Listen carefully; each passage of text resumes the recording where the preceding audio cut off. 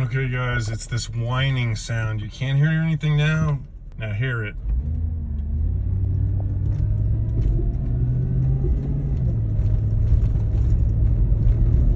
Now I got the power steering pump replaced.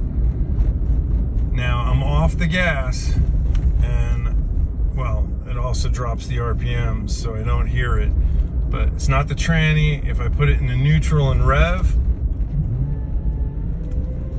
you hear that?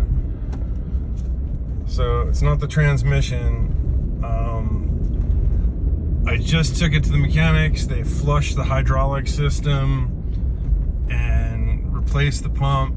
And before it was kind of only making sounds between maybe 1 and 2,000 RPM. Now it's making that whine all the way up. So does anybody know what the hell that is? I mean, the mechanic actually said, oh, you know, it's typical for these Yukons, but I've got a friend with a Yukon that same year doesn't have as many miles, or actually has more miles and does not have that sound. And I'm not hearing that sound right now, interestingly enough. I don't know.